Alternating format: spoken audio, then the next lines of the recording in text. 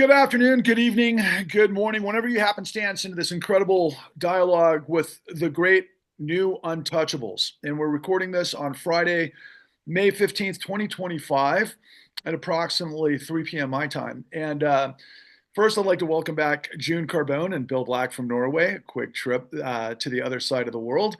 And of course, say hello to Mark, Dan, and Paul Pelletier. And I will, of course, include their bios and links to their information and websites and so forth, and their prolific writings and everything else that we bring to the table every week. But as we move forward, I think the first question I want to ask is to the newly returned folks from across the pond. What's the perception in well, it wouldn't be the shit countries as Donald Trump, had referred to them before. The Scandinavian countries. What's the outlook from Europe, looking back here at the mess that we've got on our hands? Go ahead, Bill. Horrified. Pretty much universally horrified. Most people incredibly surprised that it could happen so quickly. And in the United States, causing them to reappraise a vast number of things. And just in terms of this conference, which was an international family law conference, the degree that in the modern era, picking your site where you can actually have people come safely and not risk being, stopped by the border types is now a major thing in putting on an international conference. It's just horrifying. Which, to be clear, means scheduling things in the United States as opposed to, say, Canada has become much trickier. And I will say, one of the things that was quite striking is among the people who are most paranoid are the Americans. So the comment after we got back is, did you have any trouble getting through customs?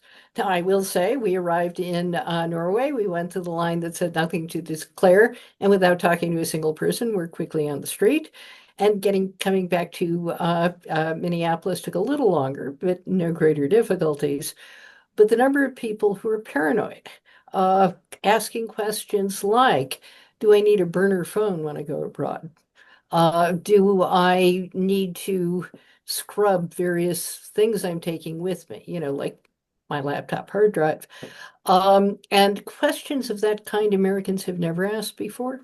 And some of it is paranoia, but some of the people, hey, if you're a professor, you're active on social media, you publish all kinds of things, you have everything on your laptop, and who knows what this administration thinks is controversial.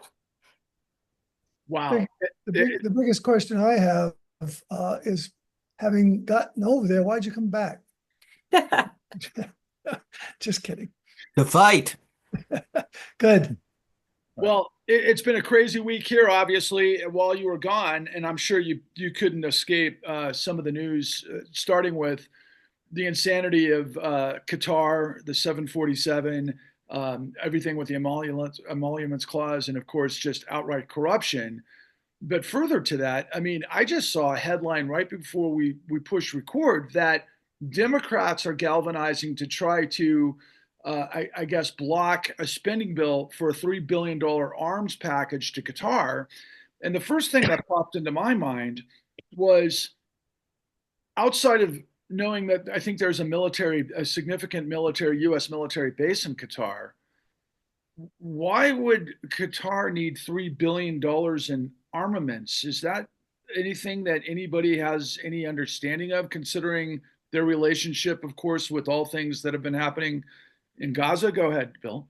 To be clear, Patrick, I think the reason, at least that I heard, that they were trying to block it is that it included a package of AI chips, right? Mm-hmm.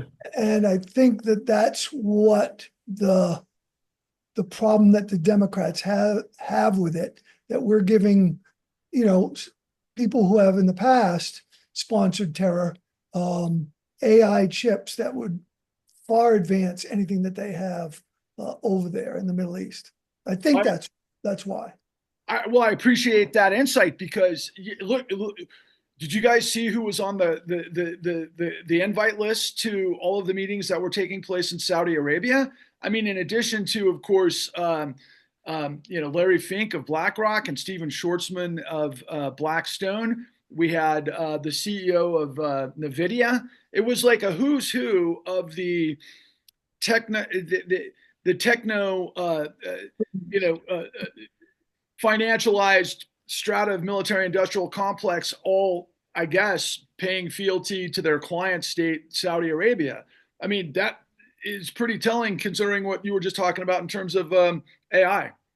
It's actually somewhat different. Saudi Arabia is the great opponent of Dubai, and Dubai is very worried about a more powerful series of its neighbors taking over the country. Simultaneously, Dubai has become the go-to place for all the sleazy UK folks to leave if they're afraid of prosecution and they want to do more aggressive money laundering and such.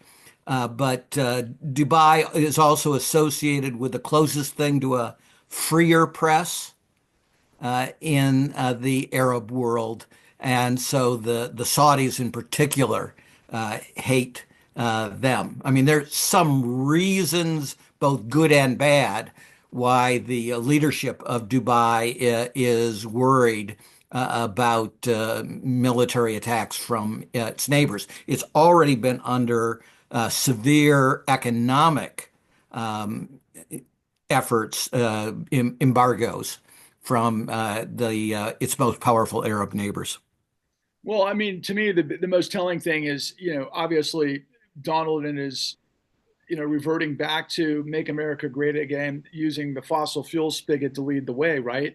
Led him right back to whatever that relationship is with Saudi, as we all know, as a religious theocracy and blended monarchy, right? And so it seems like that's an appearance of what MAGA and Christo-fascism is trying to accomplish here with the corruption that we're about to express. But if you have a statement, go ahead.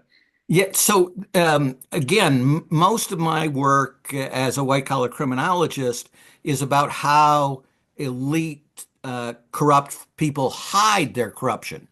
But Trump has transcended that. And what he's setting up is a bidding war deliberately, in which he wants publicity about how he's on the take. He wants everybody to be, well, they gave you this 400 billion, I'll give you 2 billion type of thing. So he wants the publicity and he wants to create a Gresham's dynamic in which bad ethics drives good ethics out of the marketplace for bribery of CEO, of not only by CEOs but heads of states. It's paint by the numbers, but we've seen, and I've seen this week, for example, that the Trump family organization has pocketed $3 billion from crypto proceeds over the course of the last 100 days. In addition to, I'm going to just leave this hanging here. You're telling us that can I interpret that the 747 is part of that, race to the bottom? I mean, to advertise that's the opening ante. That's what I thought you meant by that. Oh my gosh. So here that's what Trump is trying to establish. Wow. So I didn't even think you can't play in this game unless you're talking in billions and billions of dollars. Right. And then plus we got the 3 billion for the crypto assets. And at the same time, we've got this insane genius, what they call genius. I can't believe the audacity of that legislation. While at the same time in this reconciliation bill, it looks like it's a giveaway again, and reduce taxes of the uber wealthy, while of course decimating all of the programs for those that are in desperation. So you can't paint a clear picture. And that comes back to what David Kay and I have been emphasizing. Trump is a terrible businessman. So he gives away trillions of dollars that he could get, right? He doesn't care that he's negotiating a terrible deal on the part of the American people. because they're in the American people. What does he care? If he ends up with what is chump change from the standpoint of the literally nearly trillionaire predatory class, and he gets 2 billion out of it, well, man, this is a guy that labored all his life. I put the laboring part in quotation marks, and has far less money than if he had simply taken his dad, the inheritance he got from his dad, and the support even before his dad's death from his dad, and put it into a mutual money market mutual fund. He'd be far wealthier than he is today because he is such a crappy businessman. Yeah, without that collateral consequence. Mark, what stands out to you this week in term, or Paul, I should say? I apologize. I'm going to circle back because I want to build this to what we talked about yesterday, Mark. But Paul, what stands out to you from some of the insanity that you've seen on display this week? Well, just to follow up on the thread of Bill, first of all, what they're doing is normalizing this grift, right? They are normalizing this grift. And they can do it better when the Justice Department is on their side, right? So the Justice Department has been corrupted, and through the bond, he'll do with anything he says. So no one is going to, at least from a legal perspective, a federal legal perspective, challenge it. Obviously, in terms of the emoluments clause, there are legislators and other people who might have standing to challenge this in that regard. But the whole normalization of this grift has been going on for a long time by him, and he's doing it basically unchallenged. And I think that the Democrats are really missing a huge opportunity here to jump on the dichotomy that Bill just said. And what's that dichotomy? He's making all these deals for billionaires, and not anything that he's doing benefits the American taxpayer. As a matter of fact, he's telling them they have to tighten their belts, have $2 instead of $30, 3 pencils instead of 500 pencils, because he's such a moron. But that's what the Democrats, if they stop chasing the sort of shiny object around the room, if they would focus on what in fact is going on to the real person, to the Main Street American here, and how they're getting screwed. I think that if we're all waiting for the law and order to come down on Donald Trump, that's not going to happen. It's not happening for the next 4 years. So we've got to find ways, and certainly the Democratic Party or some leaders in that part have to find a way to let the Americans know how this grift is not helping them at all, and do it in a way that brings Main Street Americans back on the side of the Democrats, who they lost in the last election. Anyway, that's my overall view of what's going on, at least this week. Well, not to mention that plays into what June has laid out for us over the course of the last several months, particularly as it relates to honor. I think I saw a news report that throughout all of this other stuff that it's hard to keep up with, that Pam Bondi had received infusions from, I believe, Qatar directly. Not her firm. Her firm. That's what she's saying. It was her firm. Yes, she was a registered foreign lobbyist for Qatar. I know. The whole thing's nonsense. And she's now the Attorney General of the United States a month later. Yep. Well, and this dialogue plays in, Mark, to what you've been talking about the last several weeks, especially as it relates to what the Democrats can do besides calling you and asking for money to take advantage of the opportunity to galvanize an initiative. And we spoke yesterday. I don't know if you want to maybe bring this up at the moment, but we spoke at length with your colleague David Marbury, who is an expert, of course, in all things First Amendment law, but as it relates to transparency and the things that we discussed that would lead us to understand that these giant tech platforms, there's a couple of different strategies to take them on, but it's really a mess. What would be your first initiative, Mark, in terms of? Well, yeah, I mean, let's go to first. Let's go to 50,000 feet here. The paradigm of corruption has completely changed in 4 months in America. The paradigm that we all came up in, and the reason that you found us for the con was a paradigm of people hiding their corruption, and the people that were the crime fighters uncovering it and exposing it and explaining it. And journalists, that the whole American, going back to Deep Throat and the Watergate, the modern journalists, the modern investigative journalists, their entire life has been dedicated to unearthing exactly the type of behavior that the Trump administration has put out front. And so it's a little I'm a little taken aback, and I think all of the things that we know have to go out the window here, because we are not prepared, and America is not prepared, and frankly, I'm not sure the Constitution is prepared for a paradigm of this open, obvious, notorious corruption. At the end of the day, this guy, watching Howard Lutnick defend the tariffs, talking about how, which again has turned out to be exactly what we said it was going to be, a big grift for exceptions. It was an opportunity. It was an opportunity to shake down various industries and individuals to get their exemptions that they wanted to the tariffs, and he'll continue to raise them and lower them because it's a money making enterprise, and it doesn't require skill or talent. It just requires a black heart, which is what we have, which is what we elected to the White House. But talking about how we're going to reshore all this manufacturing into these great high tech factories. Well, at the end of the day, the people that I know that voted for Trump because he promised to bring back a world where they could get a job with their high school degree, and make a living and support their family and do better than their parents did. None of those people will have jobs in those high tech factories. And at some point, they're going to have to figure it out. And I think we're going to have to help them. And the Democrats have done just a terrible job.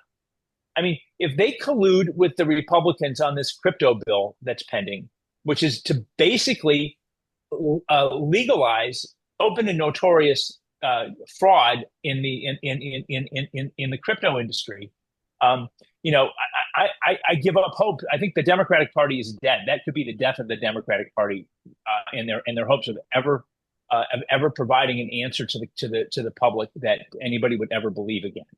And it's mainly because their campaign committees and their PACs have been enriched, and their consultants have been enriched by the industry at a scale that is unprecedented in history. I mean, I'm the only politician on this panel, but the amount of money that is flowing into these dark money PACs, and the amount of direct gratuity that is being paid back to those donors is just unimaginable. I mean, it would make former speakers of the Ohio House blush, and they were some of the most corrupt people that I've ever met in my life. But they had shame, and they did their best to hide that corruption, and waited till Paul Pelletier and Bill and June came along to expose them. And if Bill and there weren't enough Bills and Junes and Pauls out there, then they got away with it. And I hate to call that the good old days, but this is different. This is not a sideshow or a byproduct of this administration. It is the point. The point is to use this to enrich he himself and those who will support his continuation in power. I mean, I forgot to mention the money that Musk put in more than with matching funds. There's still a statute that allows matching funds for federal presidential candidates. Musk himself put more into the election than would have been allowed by the Treasury under the federal matching funds law that was created in response to the Watergate controversies in the 70s. I mean, that's the proportion of that we're dealing with here, and so this is the consequence of allowing this huge gap to grow between the rich and the poor, and for the folks that are supposed to be representing the working class and middle class people of this country, they've been abandoned. So and until they figure out that the guy sitting around that table with Trump talking about his big beautiful new plane, were all the guys that put them out of their jobs. I mean, Steve Schwartzman and what was these hedge fund and private equity guys have put millions and millions of Americans out of business, out of jobs. And every day we have Joanne Fabrics here. It's been in this community for 75 years. Wonderful people who I know made their living working at Joanne Fabrics, both in the stores, where you could make an honest living, get health insurance, and take care of your family, and in the corporate aspects of it. They're all out of jobs today because of these guys, and they're the ones that are the winners in this. And instead of pretending that they care, they're not even pretending anymore. So the question is, what do we do? I mean, yesterday we were talking to David Marburger about, he's an expert in public records.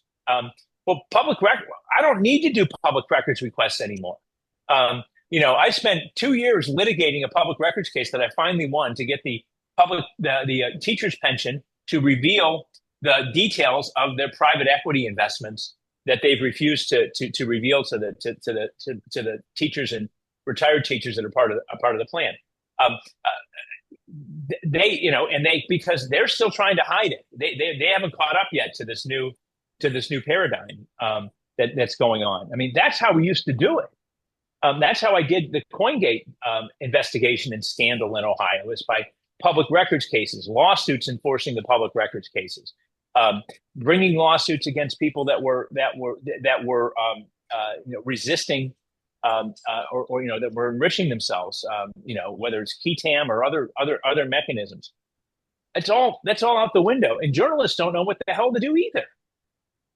Because I read these summaries from five or six different publications every day, and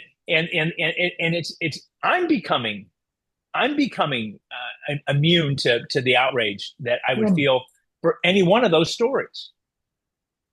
That's a great lead into you, June, because what Mark had talked about was identifying the new economy and the realities of it. And of course, you've spent a lot of time and research and expertise in delivering that in some of your recent books. Can you pick up on where Mark left off? Sure. First, some good news. Upset win for mayor of Omaha, Nebraska. And what was his slogan? His opponent was running all these, was yelling trans, the new equivalent of the N-word, as to how to win campaigns. And he ran his counter ads saying, she's interested in potties. I'm interested in fixing potholes. Exactly the point we're making. Secondly, I think you have to see this as a process. I have a student who've written a paper this semester, going back and tracing the history of campaign finance. And it sounds just like Bill. First, you've got these Supreme Court decisions watering things down. Then you neuter the agency in charge of enforcement. Then Trump comes in, fires the people, and denies them funding. You have laws that are difficult to enforce, and you make them impossible to enforce. And if you want the Musk Doge agenda, it is, how do you neuter all the people who do enforcement, especially if it involves Tesla? So you've got this. We've talked about corruption being out in the open. Yes, Trump is for sale. Trump has made it clear his entire career he is for sale. What is not fully visible is these campaign finance violations. So there are a considerable group of people who think Sherrod Brown in Ohio, and I leave to Mark any expertise on Senate races in Ohio, and Senator Tester in Wyoming lost because they dared offend the crypto boys.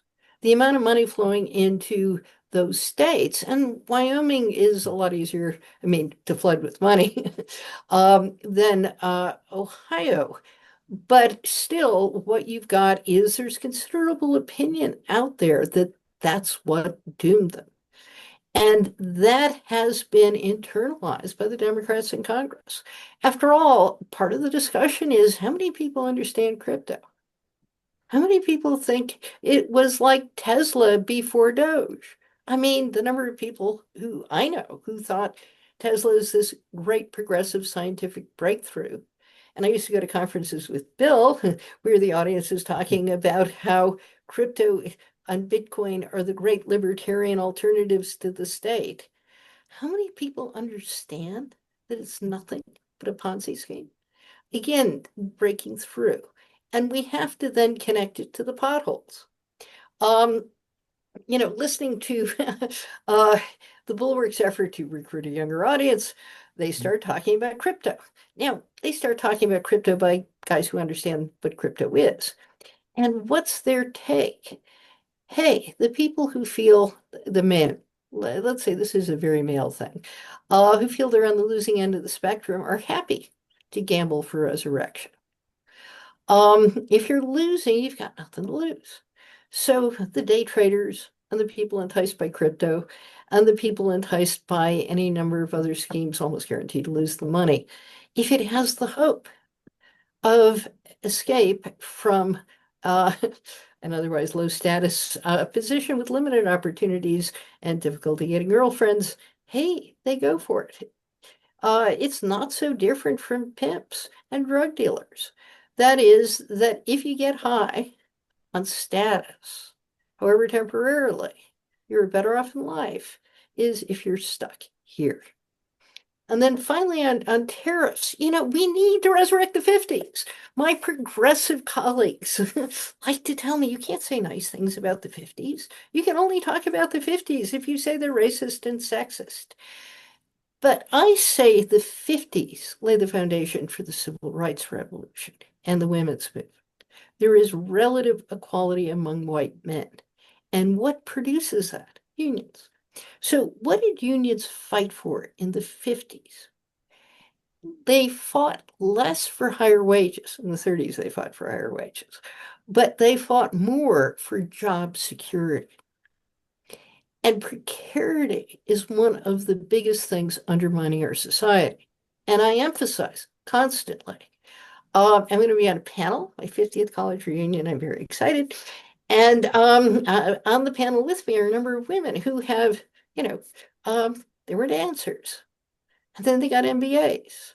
And they work for Google. And they're now podcasters. And they reinvent themselves continuously.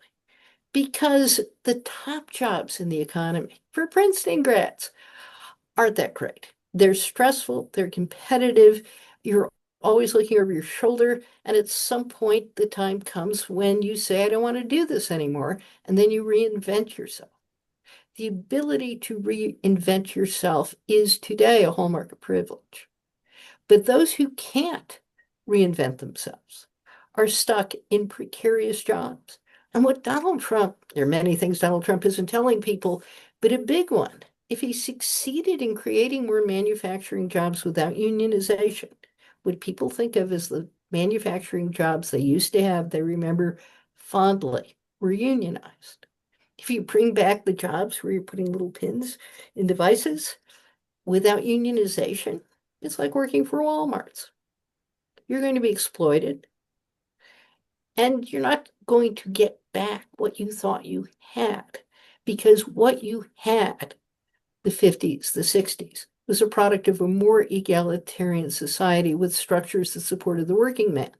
The same people who brought you Donald Trump and bought the election effectively are the same people oppressing the working class. Any manufacturing jobs that are created, and they won't be as great as Trump brags about, and he's doing it the wrong way anyway. But if he succeeded in bringing back jobs from Mexico, then the workers would be paid what Mexicans are being paid. And that's not what they want. Reality. I want to take exception to that, too. I don't think that they would be paid as well or treated as well as people at Walmart, because the customers can actually see what's happening to the people in Walmart. But in the factory, nobody's going to be able to see what's happening there. There won't be an NLR. They've decommissioned the NLRB. They've decommissioned the Occupational Health and Safety Agency. So nobody will know what's going on in there. And it's going to be worse, much worse, because they will take advantage of secrecy.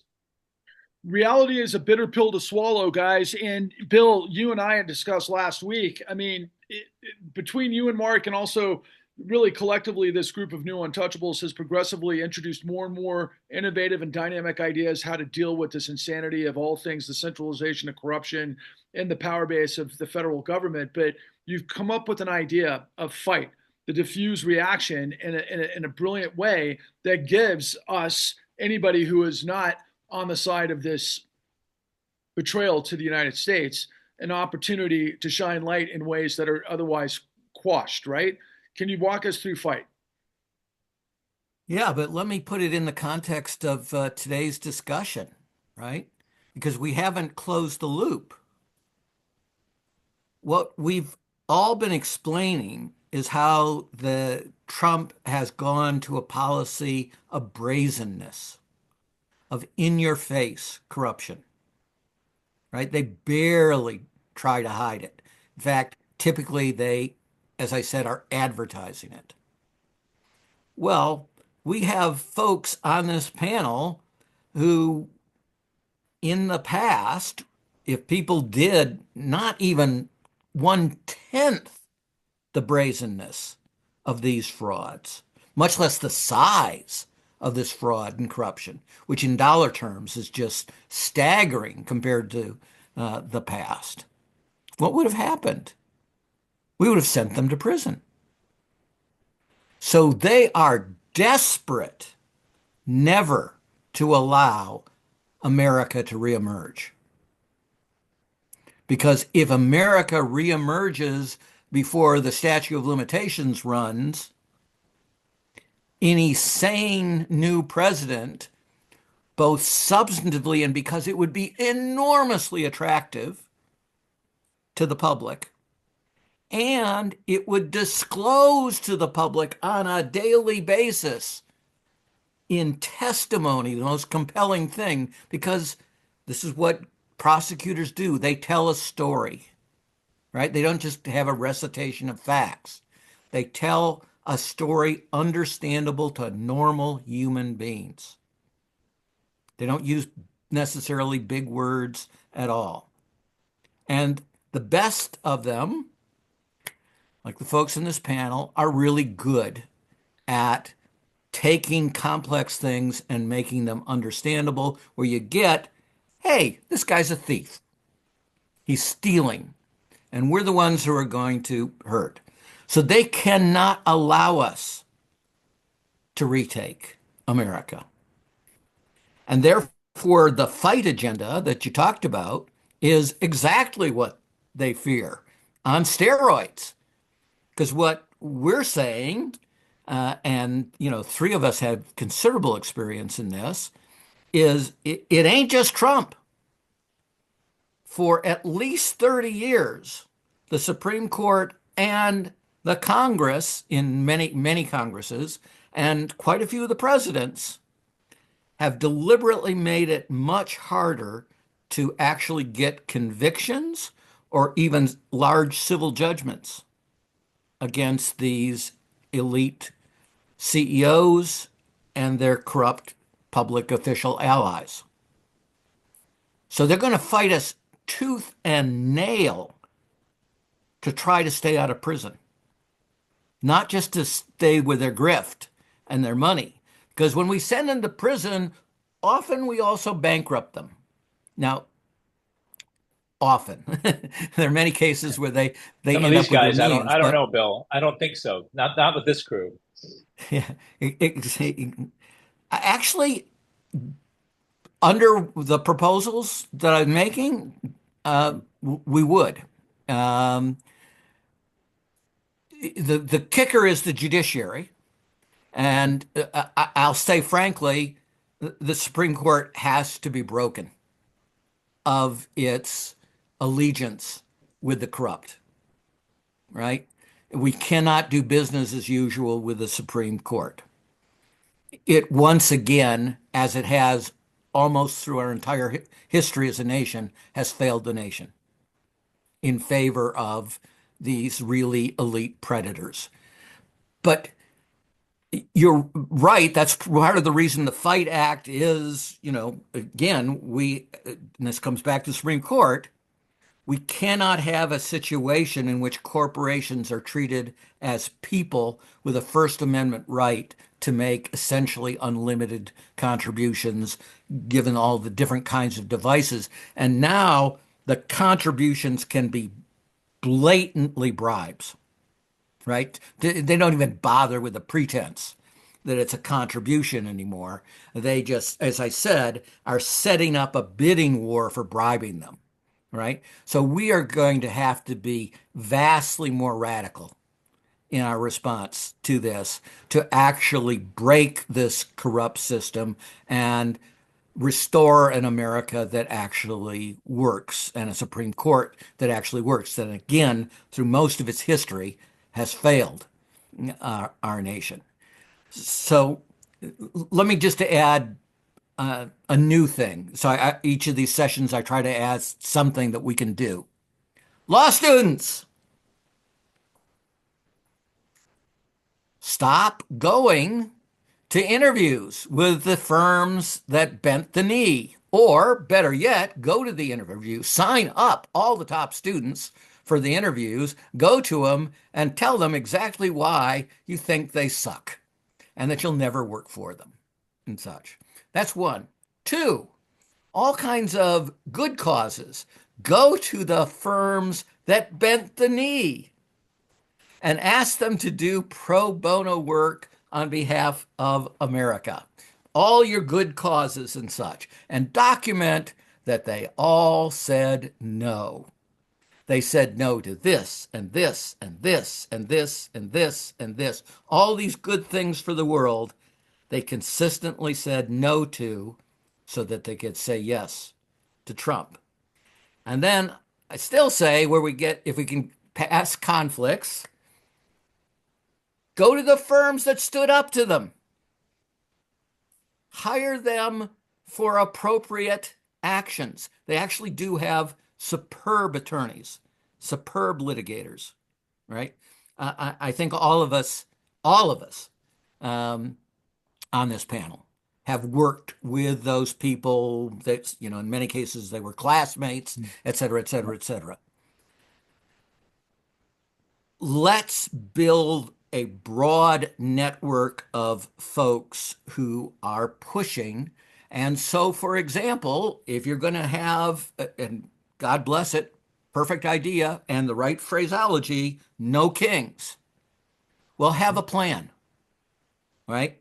We can give you a plan like the FIGHT program for what we need to change in order to make no kings a reality. Although I will say, law can never make it king-proof. It always takes the American people, and that's our broader mission, getting the American people to understand how bad kings are. Yeah, Paul, I was going to say, Paul, take us home because you were one of the top prosecutors in this country to the American jury of the American people. I agree with everything Bill said, and I agree that we have to give it to the American people. I have a little bit of a different take, though, on what's going to be necessary to do that. Everybody that voted for Trump knew he was a convicted felon. They voted for him anyway. And he ran against a former state attorney general, clean as a whistle. They didn't give a shit. They voted for someone who they knew was a convicted felon. Why? Because he convinced people that he was one of them. And of course, we all know the MAGA cult group. That's always going to be that way. I think that we can talk all day long about how we need to fix this through the legal system, the justice system, and that type of thing. But as long as Trump has control of our Department of Justice and in essence, some of the judiciary, I think that we have to make a serious effort on getting the American people to understand this corruption affects them. So, we can sit there all day and say, look at Trump is committing crimes and he's doing ideas. American people knew that and they still fucking voted for him. So obviously not everybody, but enough to get him over the wire. So one of the polls that stays the same all the time is people do not like billionaires, right? And they just don't like, and they don't want billionaires to control the country. So we need to convince the American people, when I say we, I mean, I'm mostly talking about Democrats, need to convince the American people that this corrupt administration is catering to the billionaires and not them. Because if the American people don't vote these bums out, we can do whatever the heck we want for the next 10 years. And we're going to be banging our head against the wall, bitching and moaning about all this corruption because it's there. So unless and until we convince the American people that that this corruption is affecting them in a real way. And I think that we'll get a lot of help in that regard. And I think that help we're going to get is I think that the economy and what this bill this big, beautiful bill that they're passing through is really going to screw the mainstream Americans. People who make under $400,000 are going to get a tax increase. People who rely upon Medicaid insurance are going to be denied insurance for a lot of reasons. People are having trouble already getting in touch with their Social Security Administration people. So I think the administration is going to do us a lot of favors in that regard. But I think unless and until we convince the American people that this administration could give a fuck about them, and like I said, they're going to help us in that regard because this economy is really going to drain them. I think everything else we're talking about, I think people knew that's who they were getting, and they voted for him anyway. So I think that it's sort of I think we have to capture the hearts and minds of the American people in a real way first, and get these people out of office. And this starts in the next term. That's my 2 cents. All right. Well, I know you got to split. I'm going to. I don't have to split for another 10 minutes. But. Okay. Well, then I'm going to turn this back. June, I noticed that you were about to make a comment. Did you have something to say off the back of that? Yeah, several things.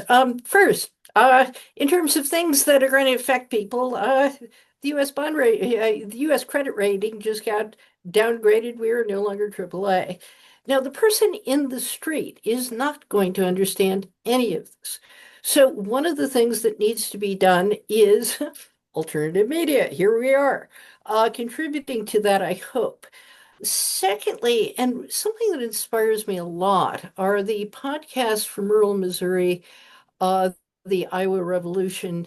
They're trying real hard to talk to local people about things that affect them. And one of the messages in rural Missouri is they're out to kill your schools. They're going to gut your health care. They're going to kill your schools. They've been trying to do it. They're down to 4 days a week because they can't afford to stay open that much longer. The turnover in teachers is enormous. This is intentional. It is not a accidental effect. But linking what Trump is doing, I mean, Musk is the great gift. The problem with the billionaires has been for all that they're famous as celebrities.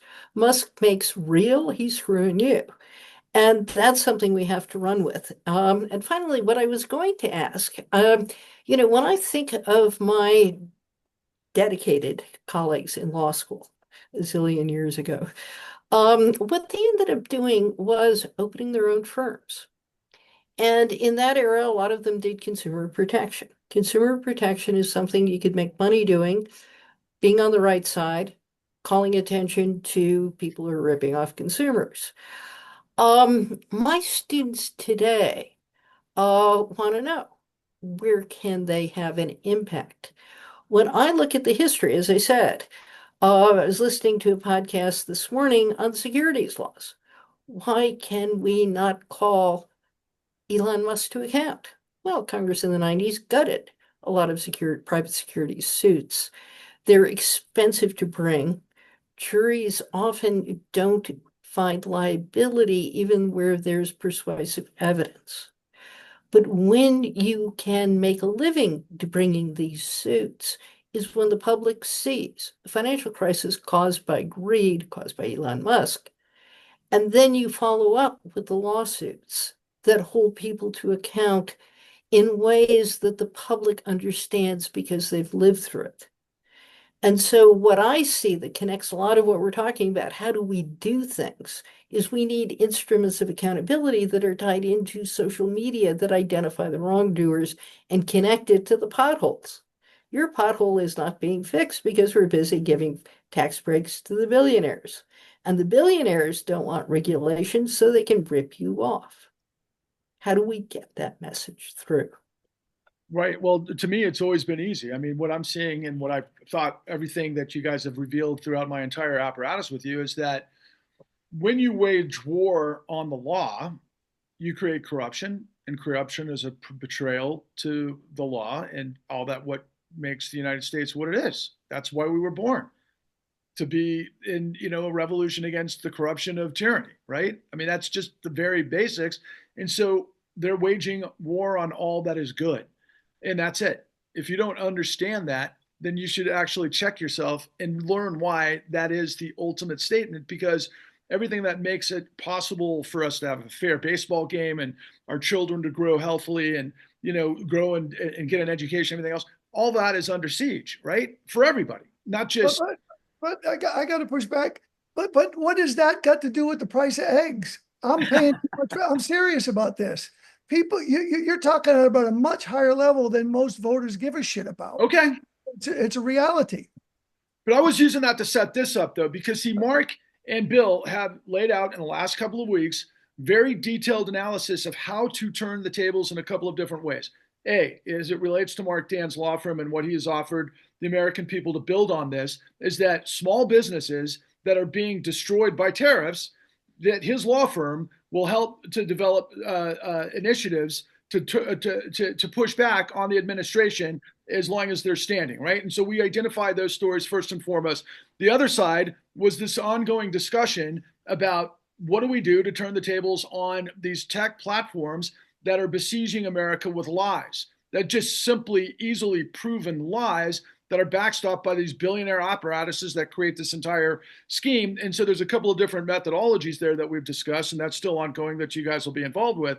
But that then dovetail into this fight initiative that, the way I interpret it from Bill Black, that all of the corruption is central in the federal government because the DOJ and the FBI is under the thumb of this monstrosity. And so the only way you can do this is take this out in a diffuse way with these reverse turn the tables and flood the zone with however many cases it takes to be able to, champion the little guy who is being crushed by this fascism or some variation of Doge, and therefore, involved with the law schools across the country with some of June's contacts, where we get galvanized and get organized to be able to do what I think the entire nature of the American law and the sentiment of truth is about, right? Okay, so go ahead.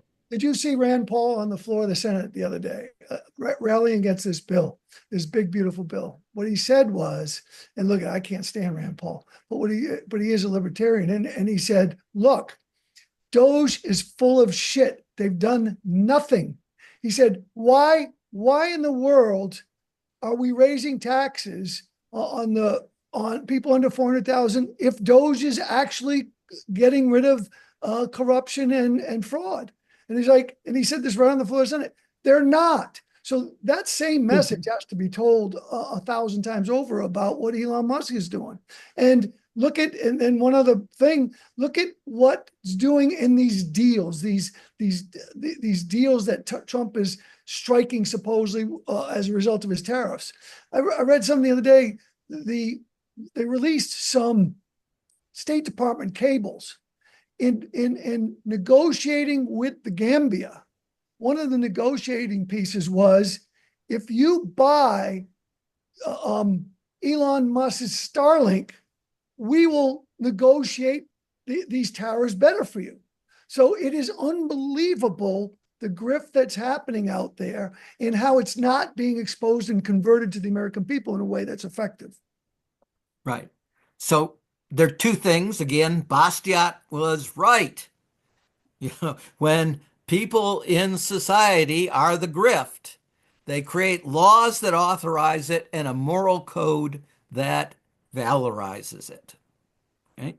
So Paul's absolutely right that a major part of our action has to be the economy. Now, here's the kicker. The great financial crisis, which built up overwhelmingly over Republican time periods, right? Biggest bubble in history. The estimated by just conservative economists, cost of that in present value terms is $41.7 trillion in lost productivity over the next 25 years. But what does that do? Well, Trump takes advantage of that and says, well, the economy isn't very good. You should appoint, I need to be in charge. Now, the guys that caused the disaster are benefiting from the disaster, and that's how bad the Democrats are. I mean, you want a messaging. You want it in a paragraph? That's how bad the Democrats are. They've allowed Trump to win on those issues. So yes, when Carville says this, the whole thing about it's the economy stupid, well, no, it's actually really a not complicated, but sophisticated task of not being sophisticated, right? Of talking to people as people, not like they're econ folks at a grad seminar where you say, here's what these policies do to the regular American person. And what they do is they cost enormous amounts. And Paul is also right that they're fucking up the economy, left, right, and center. And not just the US economy, but much of the global economy. And so, yes, the Democrats need to be pounding. And remember when I was suggesting don't do these conventional hearings, especially when you don't have majorities in either the House or the Senate. Don't have idiot politicians hogging all the time, asking the questions. Have actual people who are good at this, like Paul, like a number of those lawyers at those firms that refuse to bend the knee. Talk with one of the insiders that left the government because they saw all the corruption that Doge was creating, right? And present them locally, not with 4 minutes of questions by this representatives and 4 minute questions by the other representatives and all congressmen trying to get their face on time. Do it with real people that are good at it. And then see when you do this hundreds of times with many different whistleblowers in hundreds of congressional districts, who does a good job of it, a particularly good job. Have them go viral with the aid of social media at that juncture.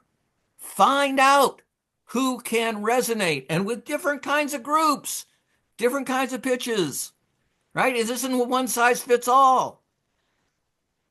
It's a different skill, but it's an overlap of skills that lawyers and good journalists have. So use those folks. Just stop wanting the FaceTime of being a legislator asking some question What in I a just saw, disjointed fashion. what I just saw there was Bill Black, Obi-Wan Kenobi with the Force, and let the Force be with all of us. And guys, I know we're out of time for this. I'm willing to stick around if anybody else is. I know that Paul, you got to take off, but I'll just say, my gosh, guys, this was lively. It was filled from top to bottom. So much more to come. These are going to be, delivered to the American people with regular frequency. We hope you share, like, and subscribe and spread the word. We've got the folks that have got the answers. What we need are the people to help invigorate and enlighten the rest of the population. So thank you for joining us all. All the best. Thanks. Thank you. Thank you. See you Vaya later. con Dios, Paul.